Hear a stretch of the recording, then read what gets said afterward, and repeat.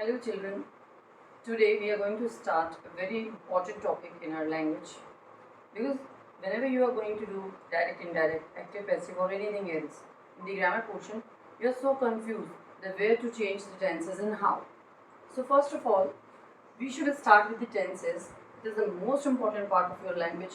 If your tenses are prepared, you can do everything in your language portion. So first we are going to start with the tenses. There are three tenses like present tense, past tense and future tense. Present जो अभी चल रहा है at present, past जो बीत गया and future जो आने वाला है. इन चीज़ों को थोड़ा सा शॉर्ट में समझेंगे. जब हम प्रेजेंट टेंस करते हैं तो प्रेजेंट टेंस में कुछ ऐसी चीज़ें होती हैं जो पास्ट और फ्यूचर में नहीं मिलेंगी because they are certain. Like habitual truth.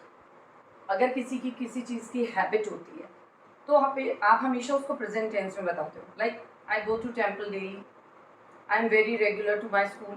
No one can deny it because you are assured about it or the person is assured about that sentence. Now the second one is universal truth. The milk is white in color, no one can deny it. The sun rises in the east, no one can deny it. Now the general facts that yes, teacher likes an obedient child. It is a fact. No one can say the teacher likes notorious children. No. Then action happening.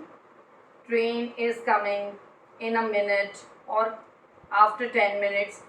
तो these are the fact. तो जो भी चीज़ें होती हैं इंसान उसे past में नहीं बताता, वो प्रेजेंट में बताता है.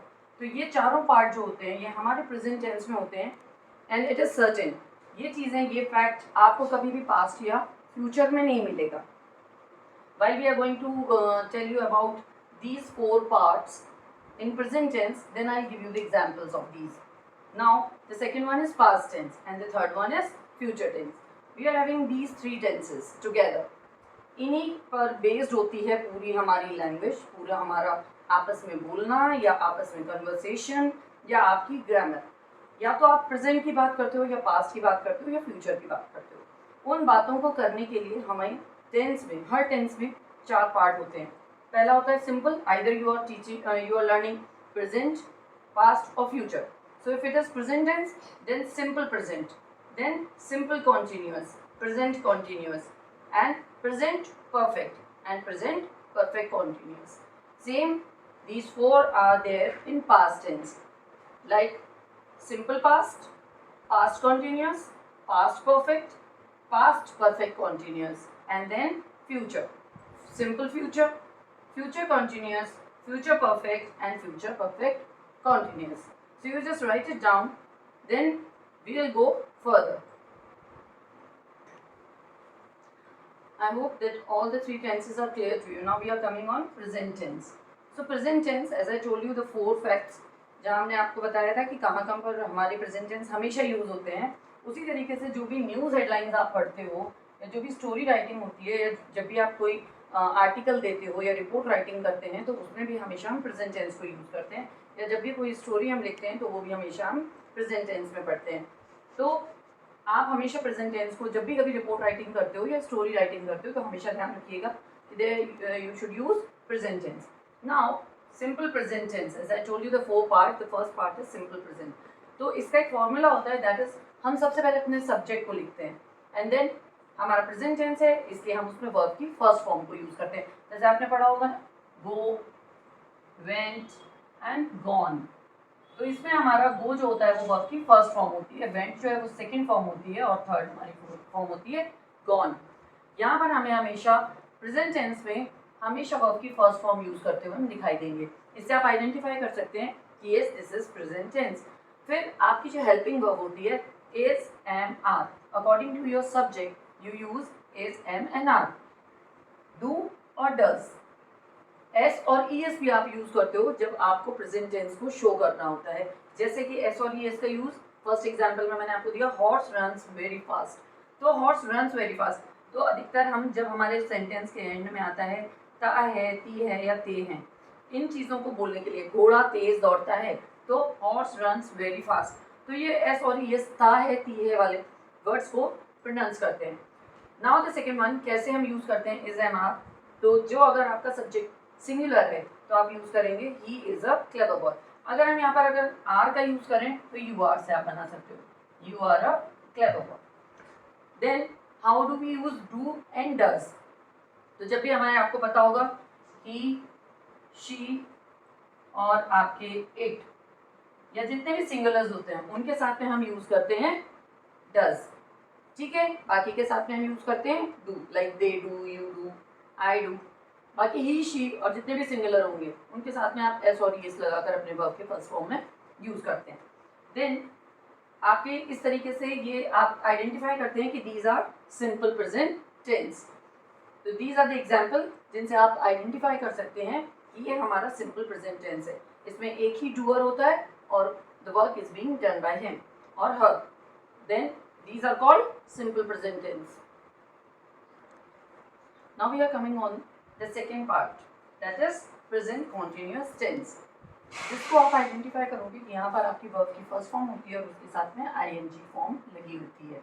आईएनजी का मतलब होता है the work is not done yet, work is in continuation, ये अभी तक कंप्लीट नहीं हुआ है, कंप्लीट नहीं हुआ, चल रहा है। तो आईएनजी किस चीज को शो करता है? रहा है, रही है और रहे हैं, यानी काम अभी चल रहा है, पूरा नहीं हुआ, वहाँ पर आपका होता है कंटिन्यूअस टेंस। अब किस तरीके से इसका फॉर्मूला होता है जिसको आप टेंसेस में ये सेंटेंस फ्रेम करेंगे? सबसे पहले आपका आएगा सब्जेक्ट, फिर आपकी सब्जेक्ट के अकॉर्डिंग आप यूज़ करेंगे आपकी हेल्पिंग वर्ब इज, एम और आर।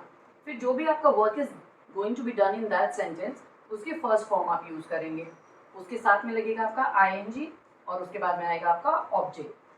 आपने कभी भी नहीं सुना होगा कि एटिंग वर्ड आपने कभी सुना हो कि एटिंग या रनिंग, हमेशा आपने ईटिंग या फिर रनिंग सुना होगा, राइट। तो हमेशा जो वर्ब की फर्स्ट फॉर्म होती है उसी के साथ में आप आईएनजी को लगा सकते हैं, सेकेंड या थर्ड फॉर्म के साथ आप कभी भी नहीं लगा सकते, इस चीज़ को ध्यान रखिएगा। अब इसका एक एग्जाम्पल लेते हैं, हम अपने फॉर्मूले को देखते हुए अप्लाई करते हुए समझेंगे। फर्स्ट में आ गया हमारा सब्जेक्ट, सब्जेक्ट इज राम, उसके बाद हमारी हेल्पिंग वर्ब हमने ली है, उसके साथ में इज, एम, आर में से इज, फिर हमने वर्ब की first form is called right और उसके साथ में हमने प्लस किया है आईएनजी। देन उसके बाद हमारा जो ऑब्जेक्ट है दैट इज अ लेटर। तो इस तरीके से हमारा सेंटेंस फ्रेम हुआ, subject, helping verb plus verb की first form, ING and then object. ये हमारा फॉर्मूला है, ये सारे आप जरूर नोट करिए। अगर आपने इनको नोट कर लिया, अच्छे से पढ़ लिया, आप कोई भी टेंस को कभी भी भूलेंगे नहीं। The second example I am giving you, like there is a subject I के साथ आपने लगाया m, teach the first form, then you are putting ing with that because the work is in continuation, it is not completed yet, and then you English is your object. So it is done, it is present continuous tense. Now we are coming to the next part of present tense. Okay. So now we are coming on the third part of present tense and that is present perfect tense. Perfect का मतलब ही आपको बता रहा होगा the work is completely done. जैसे आपने ING form होती है वो हमको बता रही होती है कि हाँ रहा है, रही है या रहे हैं, यानी वर्क अभी चल रहा है। लेकिन हैज और हैव जहाँ लगा होता है उसका मतलब होता है चुका है, चुका है, चुकी है, चुके हैं, मतलब काम हो चुका है, वह कर चुकी है, वे कर चुके हैं। तो जहाँ इन चीज़ों का इस्तेमाल होता है हिंदी में वहाँ हम यूज़ करते हैं हैव और हैज़। तो इसका एक फॉर्मूला होता है, सबसे पहले आपका होता है सब्जेक्ट। अब सब्जेक्ट में हैज़ और हैव हमें लगाना है। अब हमें ये नहीं बता देते ज़्यादा बच्चों को कि कहाँ पर हैज़ लगता है और कहाँ पर हैव लगता है। तो हैज़ लगता है जहाँ पर ही, शी, इट या किसी भी सिंगुलर को हम यूज़ करते हैं नाउन को, और हैव हमारा लगता है जहाँ पर हम आई, वी, यू, दे या जो भी हमारे जितने भी प्लूरल्स आते हैं उन सभी के साथ हम यूज़ करते हैं हैव को। इस चीज़ को हम ध्यान में रखेंगे। ये हमारा फॉर्मूला है। तो अब आपको पता है कि हमारा जो भी सब्जेक्ट होगा इनमें से या इनमें से, उसके अकॉर्डिंग आप हैव या हैज़ को यूज़ करेंगे। हैज़ और हैव के साथ हमेशा वर्ब की थर्ड फॉर्म यूज़ होती है। जैसे स्टार्टिंग में आपको बताया था गो, वेंट, गॉन, तो यहाँ पर हमारी थर्ड फॉर्म हुई वर्ब की गॉन। तो जब भी आप हैव और हैज़ का इस्तेमाल करेंगे आपको हमेशा वर्ब की थर्ड फॉर्म को यूज़ करना होगा, राइट। तो यहाँ पर अब हमारे जो एग्जाम्पल है हम उन्हें पुट करके देखते हैं अपने फॉर्मूला के साथ में। सबसे पहले हमारा सब्जेक्ट आया है ही। अब ही के साथ आपने देख लिया किस कैटेगरी में ही है, जिसके साथ लगता है हैज़, तो आपने यूज़ किया हैज़। वर्ब की third form do, did and done. तो यहाँ पर डन आया हमारा वर्ब की third form, here it is verb third form. ये हमारा सब्जेक्ट, सब्जेक्ट के अकॉर्डिंग हमने जो वर्ब यूज़ करी सपोर्टिंग वर्ब, एंड देन हमारा ये लास्ट वाला आ गया that is called a object. तो ऐसे ही एक एग्जाम्पल हम लेंगे हैव का, I have decided to go to Delhi. Now फिर हम इसको फिर से पुट करते हैं अपने फॉर्मूला के साथ में। सबसे पहले हमारा सब्जेक्ट हमने चूज किया, दैट इज आई। आई के साथ में हमको क्या यूज करना है, have, and decided is the third form. उसके साथ में हमारा बाकी आगे का ये हो गया ऑब्जेक्ट। तो इस तरीके से हैव और हैज को हम यूज करते हैं। जब आप पास्ट टेंस में आएंगे सारी चीजें सेम होंगी, बस आपके कुछ एक वर्ड्स हैं जो चेंज होंगे, बाकी सारे के सारे फॉर्मूलाज आपके पास्ट में और फ्यूचर में सेम चलेंगे। फ्यूचर में थोड़ा सा चेंज हो जाएंगे, लेकिन पहले हम फोकस करते हैं हमारे इस पर। एंड आई होप कि आपको ये प्रेजेंट परफेक्ट क्लियर होगा। इसके बाद में हम आएंगे प्रेजेंट परफेक्ट कॉन्टिन्यूस पे। Fourth part is present perfect continuous. Present perfect continuous में आप देखोगे कि आईएनजी फॉर्म लगी है, जो आपने पहले पढ़ा था कि जिसका मतलब होता है रहा है, रही है, रही, यानी कि काम चल रहा है। लेकिन वो बोला कब गया, while the work was already perfectly done, हो चुका है, लेकिन वहाँ पर हमने बताया कि हाँ ये काम इतने टाइम तक चल रहा है, चल रहा है या चल रहा था ना। अब हम इसमें क्या करते हैं, जब हमारे किसी काम को कंटिन्यूएशन में हमें दिखाना था कि हमने दो लोग आपस में बात कर रहे हैं और बता रहे हैं कि मैं 2 दिन से ये काम कर रही हूँ, तो कर रही हूँ यानी कि आपका काम अभी तक चल रहा है। तो आप क्या करोगे, फॉर और सिंस से उसको बताते हो। फॉर और सिंस में हम कैसे बताते हैं, जहाँ पर बच्चों को कंफ्यूजन होता है, कहाँ पर यूज करते हैं फॉर और कहाँ पर यूज करते हैं सिंस। तो जहाँ पर पीरियड ऑफ टाइम या एक्शन जो भी चल रहा है, जहाँ पर वो एंड करता है उसके लिए हम यूज करते हैं फॉर, और जहाँ भी हमारा वर्क स्टार्ट किया था उनके लिए यूज करते हैं हम सिंस। तो काम कब कंप्लीट हुआ उसके लिए आप यूज करोगे फॉर, और जब आपका काम कंप्लीटली स्टार्ट हुआ था वहाँ पर आप यूज करते हो सिंस। इनके दोनों की एक एक एग्जाम्पल देखते हैं। They have been preparing for their exam for a week. अब आपको क्योंकि पहले से फॉर्मूला मैंने बता दिया था कि किस तरीके से कहाँ पर हैज और कहाँ पर हैव यूज करते हैं। अब प्रेजेंट परफेक्ट कॉन्टिन्यूस के उसी फॉर्मूला को, that is your subject first, then according to your subject you'll have to use has और have, एंड देन आपको, क्योंकि देखिए वैसे हम कहते हैं कि वर्ब के फर्स्ट फॉर्म के साथ में आएगा, लेकिन हैज और हैव के साथ में कंपल्शन ये हो जाता है कि वर्ब की थर्ड फॉर्म यूज करनी है। अब एक ही साथ हम दो चीज़ों को कैसे लगाएं, अगर हमारे पास हैव और हैज है तो फिर तो कहोगे कि मैम यहाँ पे तो वर्ब की थर्ड फॉर्म होनी चाहिए, लेकिन अगर हम बात करते हैं आईएनजी की तो इसमें रूल होता है कि वर्ब की फर्स्ट फॉर्म होनी चाहिए। अब दो चीज़ों को हम एक साथ कैसे अप्लाई कर दें, तो उसके लिए क्या होता है, आपको रिप्लेस करना पड़ता है बीन से, किसको, अपने वर्ब की थर्ड फॉर्म को। आप बीन को लगा देते हो तो ट्रांसफर हो जाती है आपकी थर्ड फॉर्म फर्स्ट फॉर्म में, तो यहाँ पर आपका कन्वर्जन हो जाता है। बीन लगाने से हैज और हैव के साथ जो कंपल्शन था वर्ब की थर्ड फॉर्म का, उसको हम कन्वर्ट कर लेते हैं वर्ब की फर्स्ट फॉर्म में, और एंड देन हम आईएनजी उसमें पुट कर सकते हैं। एंड देन एट लास्ट हम यहाँ पर यूज करेंगे हमारा ऑब्जेक्ट। जैसे सब्जेक्ट था हमारा दे, अब हमने लगाया अपने सब्जेक्ट के अकॉर्डिंग हैव, ये हमारी हेल्पिंग वर्ब। उसके बाद हमने, क्योंकि वर्ब की फर्स्ट फॉर्म यूज करनी है, हमने यहाँ पर यूज किया बीन, जो आपने यहाँ पर देखा। उसके बाद वापस हमें एक परमिशन मिल जाती है कि हम वर्ब की फर्स्ट फॉर्म को यूज कर सकते हैं, दैट इज प्रिपेयर। प्रिपेयर रही हमारी वर्ब की फर्स्ट फॉर्म, और उसके बाद उसके साथ में हमने यूज किया आईएनजी को, ये अलाउ मिल गया हमको, अलाउ हो गया। एंड देन उसके बाद में हमने लगाया फॉर। फॉर हम कब लगाते हैं, while it is the work और the action is going to get an end. तो यहाँ पर हमारा वर्क कंप्लीट हो रहा है, there exam for a week, एक वीक से कर रहे हैं और अब वो जाकर उनकी प्रिपरेशन डन है, इसलिए आपने यहाँ पर यूज किया for. In the second sentence you are seeing that Raman is travelling since 2 days, लेकिन यहाँ पर क्या है, आपने ये बताया exam for a week. For a week में कोई वो नहीं आ रहा आपको समझ में कि कितने डेज पर्टिकुलर बताया या क्या बताया। ऐसे ही Raman is travelling since 2 days, अब यहाँ 2 days आपका नंबर में बता दिया गया, टाइम ड्यूरेशन में बता दिया जाए 7 o'clock 9 o'clock, कितने बजे उसने शुरू किया, कब से शुरू किया, वो अगर आपको पता है then you are going to use since. Fine, so this is your present tense.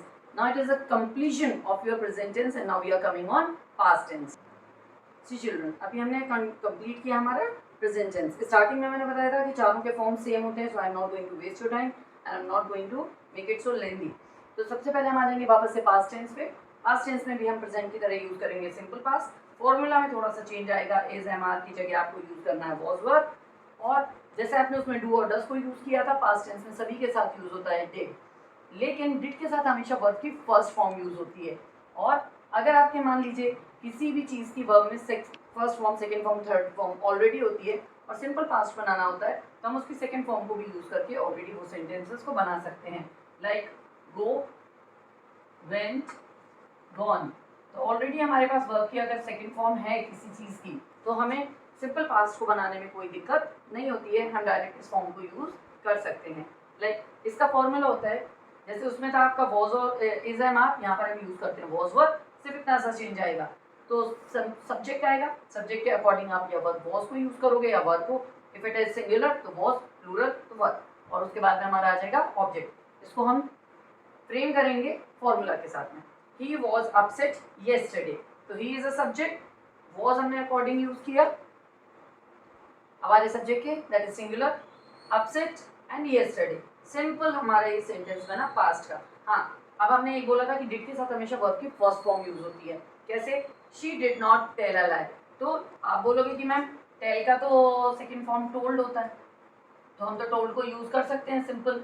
नहीं, आप कर सकते हो, लेकिन अगर आपने डिड को यूज किया है किसी भी सेंटेंस में तो उसके साथ आपको वर्ब की फर्स्ट फॉर्म भी पुट करनी पड़ेगी, वरना आपका सेंटेंस हो जाएगा गलत। थर्ड हमने एग्जांपल दिया था कि अगर सीधे से वर्ब की आप सेकंड फॉर्म यूज करोगे तो कैसे करोगे। आप सिंपल से लिख सकते हो he went home, that's it. तो यहाँ पर आपका सब्जेक्ट आ गया, आपका यहाँ पर क्या आया, आपने सीधे वर्ब की सेकंड फॉर्म को यूज कर लिया और आपने बाद में उसका बना दिया ऑब्जेक्ट। अब आप आ जाओगे कॉन्टिन्यूअस टेंस पे, सेम है ये प्रेजेंट की तरह, बस आपको हमेशा ध्यान रखना है कि वर्ब पास्ट वाली लगनी है, बाकी सेम फॉर्मूला आपका रहना है। आप मैच करके देख लीजिए, जब आप पूरी टाइम टेबल इसका सेट करेंगे, जब इसकी टेबल सेट करेंगे तो आप देखिएगा कि जो प्रेजेंट की टेबल है और पास्ट की टेबल है उसमें दोनों में अंतर कुछ नहीं है, सिर्फ इज एम आर की जगह आपको हर जगह वॉज और वर्ब को रिप्लेस कर देना है और आपका पास्ट टेंस प्रेजेंट टेंस की तरह पूरा प्रिपेयर हो जाएगा। अब आप देखिए यहाँ पर आपको फॉर्मूला क्या, पहले सब्जेक्ट आएगा, उसके साथ में वॉज और वर्ब आएगा, वॉज और वर्ब, उसके साथ में वर्ब की फर्स्ट फॉर्म, एंड देन उसके साथ में आप आईएनजी यूज करोगे, आईएनजी यूज करने के बाद में आप लगाओगे उसका ऑब्जेक्ट। ठीक है, अब आप देखो तो यहाँ पर क्या है, Sita, Sita is a singular verb, उसके साथ में हमने यूज किया was. Now what she is doing, she is cooking, cooking is the first form of verb, और उसके साथ में आपने पुट किया है आईएनजी एंड फूड, यानी क्या कर रही थी, सीता खाना पका रही थी।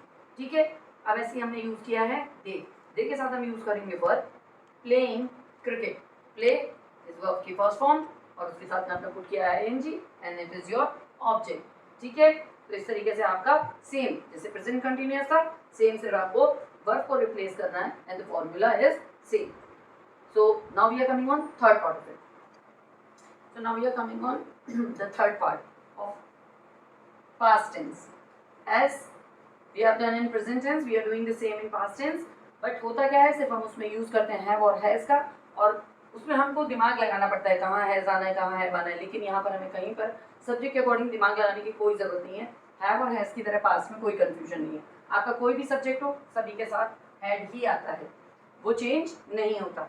तो जैसे कि आप एग्जाम्पल दोगे, पहले तो हम देख लेंगे फॉर्मूला। सबसे पहले आपका सब्जेक्ट आया, जैसे प्रेजेंट टेंस है, प्रेजेंट टेंस में जो भी मैंने आपको लिखवाए थे फॉर्मूला मैच करके देखते जाइए, साथ में क्लियर होता जाएगा। तो सबसे पहले हमने क्या किया, सब्जेक्ट लगाया, उसमें लगा था हैव और हैज, हम लगाएंगे यहाँ पे सीधे हेड, फिर लगाएंगे वर्ब की third form as it is, and then आएगा हमारा ऑब्जेक्ट, कोई भी चेंजेस नहीं है। अब आप लगाइए यहाँ पर फॉर्मूले के अकॉर्डिंग एग्जाम्पल। जैसे सबसे पहले आया हमारा सब्जेक्ट दे के साथ लगाना है हेड, देयर डिनर, ठीक है, they had done their dinner, sorry, तो यहाँ पर हम लगाएंगे done, they had done their dinner, या टेकन भी लगा सकते हो, they had taken their dinner. तो ये हो गई हमारे वर्ब की थर्ड फॉर्म। अब उसके बाद में हम आ जाएंगे सेकेंड एग्जाम्पल पे, थोड़ा सा क्लियर हो जाएगा। तो यहाँ पर है you had done this mistake again, तो you is subject, had verb की third form done, and this mistake again is your object. Simple and clear.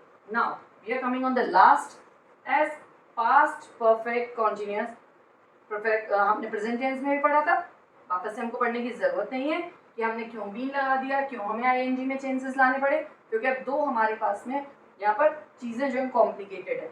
एक तो हमारा परफेक्ट है तो हेड लगाना जरूरी हो गया, कॉन्टिन्यूअस है तो वर्ब की फर्स्ट फॉर्म एंड आईएनजी, हम दोनों ही चीजें एक दूसरे को कह सकते हो कि कॉम्प्लेक्सिटी एक रेज कर देती हैं।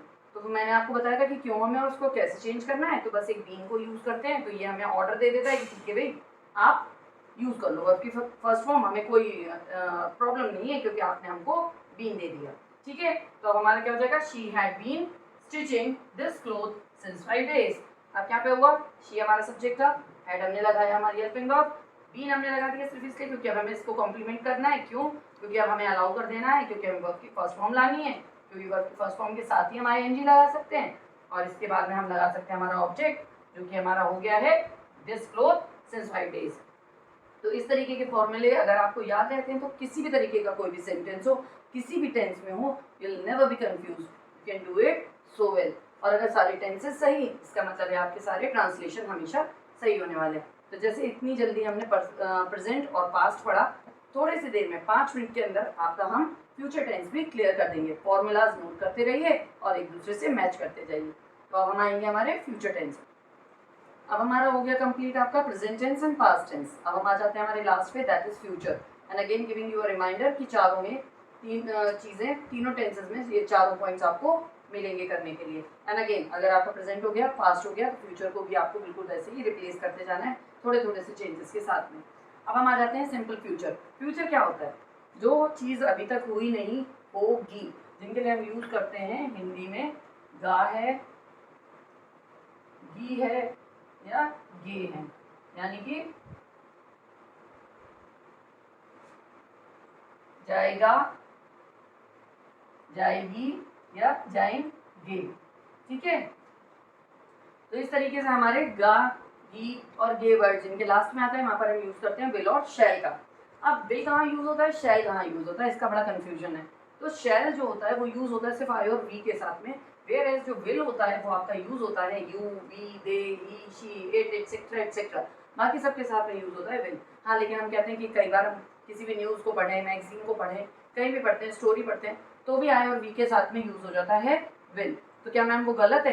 तो ऐसे तो वो गलत नहीं है, लेकिन जब कभी आपको सिंटैक्स एरर करने के लिए या कभी कॉम्पिटिटिव एग्जाम्स आप देते हो ना, तो वहाँ पे सिंटैक्स एरर आते हैं आइडेंटिफाई करने के लिए, और वहाँ आपको लगेगा कि आई के साथ में विल लगा, आप कहीं पे भी कोई भी सेंटेंस में आपको नहीं लगता कि कोई मिस्टेक है, but the mistake is there जहाँ पर आई और वी है, वहाँ ध्यान रखिएगा हमेशा सिंटैक्स एरर फाइंड करने में कि वहाँ पर हमेशा आपको यूज करना चाहिए शैल, और बाकी के सभी चीज़ों के साथ में आता है आपका विल।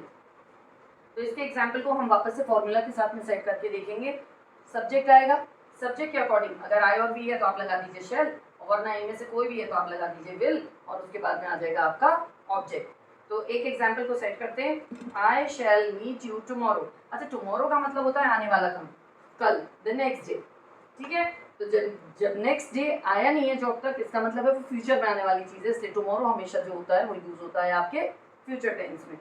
तो यहाँ पर हो गया आई शैल, अब आई के साथ आपने यूज किया शैल को, तो यहाँ पर आपका फॉर्मूला बना सब्जेक्ट, सब्जेक्ट के साथ में आपने विल और शैल को यूज किया वर्ब के हिसाब से, और उसके बाद में आपने लगाया आगे का ऑब्जेक्ट। एक चीज हमेशा याद रखिए, जैसे पास्ट टेंस में आपने याद किया था ना कि वर्ब की सेकंड फॉर्म हमेशा आप यूज कर सकते हो। अगर कोई सेंटेंस है तो यहाँ पर आप वर्ब की थर्ड फॉर्म जो होती है वो फ्यूचर टेंस को डिनोट करती है। सेकेंड एग्जाम्पल पर हम आते हैं, you will come to my home next week. तो यू इज अ सब्जेक्ट, अब यू के साथ में हम यूज करते हैं विल, इसलिए एक एग्जाम्पल हमने लिया विल का, and come to my home next day is your object. तो जिस तरीके से आपने प्रेजेंट और परफेक्ट के सिंपल सेंटेंसेस को देखा, यहाँ पर विल और शैल को यूज करके आप सिंपल फ्यूचर टेंस को यूज करोगे। उसके बाद आ जाता है हमारा फ्यूचर कॉन्टिन्यूअस टेंस।